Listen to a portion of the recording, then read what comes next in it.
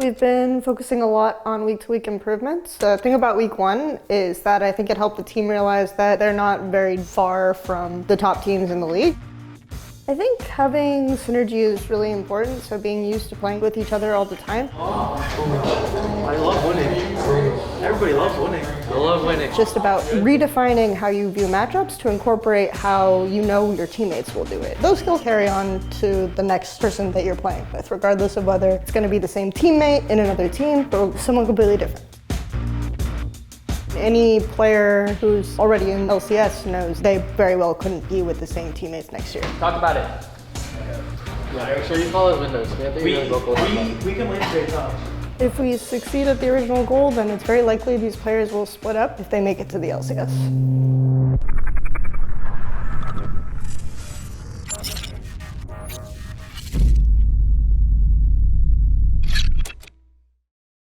I think we had a pretty decent lead early. We had a lot of winning lanes, but we never really pushed our advantage. And since they had Vlad and Kennen, they eventually outscaled us.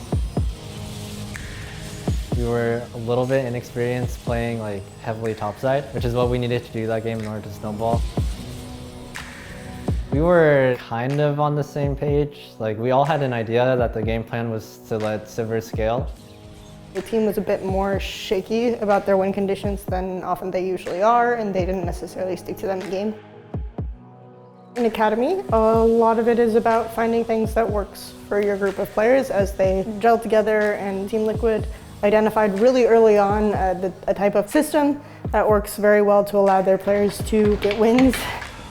I'd say for my role on the team specifically, I'm one of the more level-headed players. At Scouting Grounds, we all had a aggressive playstyle, and that worked pretty well for us. Compared to Scouting Grounds, Academy level teams, their experience definitely shows in the macro game as well. So in order to beat them, we need to have a stronger macro understanding and just be able to not just always fight all the time. When I saw that I got drafted first, I wasn't expecting anything like that. I was just there to be there, not to actually be noticed. Okay. First pick goes to Mountain. Fake God. Fake God. Fake God. Good pick, good pick. Okay, so when I first saw my team, I was like, I know none of these players, but that's okay because they don't know me either. So it was like, you know, we'll either do really well or we'll do really bad. That's how I felt. Good three-man knockup there with Paul, and a huge Tinderstone as well. And that's going to be the fight. Fit in our roles, basically. Me and Soligo, we were mostly quiet, and the main shot callers were FRAGAS and PRISMAL. Under Thieves is looking to develop NA talent. We were the best example of that they saw in Scouting Grounds, and they took a chance on all of us at the same time. That's a good thing to do. Well, yeah, because I'm here, but you know, let's say I wasn't here. But I would still think that was a good thing to do. I feel like we're doing pretty well for amateurs, I guess. I think when we're working as a team and cohesively, we can probably beat any other Academy team. Against Golden Guardians, we had a little bit of a rough early game and we went down 5 kills. I told my team to just be patient, let their mistakes show, and we just keep playing calmly and we should be able to still win. When you're behind in a game, you want to make sure that you understand the situation you're in right now and try to work with what you have. Their bot lane was starting to snowball on us due to a couple of mistakes that we made. FRAGAS came over and he was like, we just have to make this play in order to get back to the game. I said, I'm down, let's do it. We double killed them bottom and it was really close. That play pretty much got us back into the game. I guess after a certain point, we knew that our team fighting was stronger. We could just fight them and we would be able to ace them. And so we did just that and we were able to get the Baron. Once I got that double kill bot, I think FRAGAS is really good on Kha'Zix. He is very creative and he really utilizes the stealth well. The pick really matches his aggressive play style and it allows him to make these very clutch plays all the time. Is there a reason why you like playing Kha'Zix? No reason, I just think he's fun. He's just super fun to play.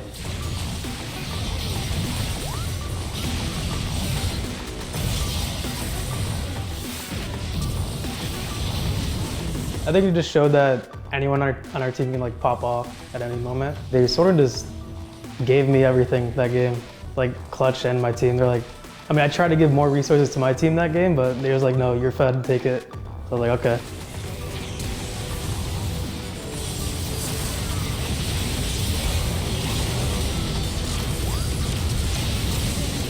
Whoever's like really fed will say, I'm really strong, I can carry. So we're like, okay, we'll try to focus on that more and like just try to win the game off of Don't that. die. We need a perfect. Oh, wait. Oh, I died. You died. Oh my god, what? Why am I on Kha'Zix? I don't know. It just gave everything. Yeah. It was like, oh my gosh, there's someone there. We can win 3v1. There was like, you carried. I'm like, I know, but we all played well. The person who is like considered popping off is like the most vocal, I think. I really do think anyone can carry on this team. Like, thank God. We've seen PRISMAL just have random pop-off games. Initially, we were super confident going in, but the game didn't really go how we expected it to, and it ended up being super close.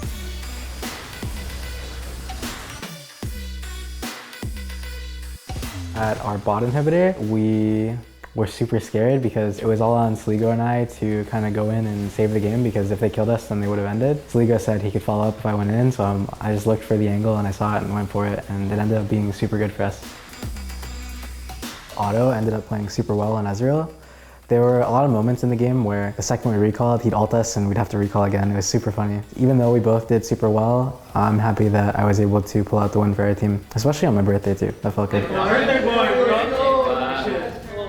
Some people think that in League, it's all about, standing out and doing your best individually, but I think part of standing out comes from being a really good teammate and having really good calls and communicating and stuff like that. So I don't ever feel like I have to choose between either standing out or being a good teammate. I think it kind of comes hand in hand. And now he goes directly to Reddit to check out, to Twitter to stroke his ego.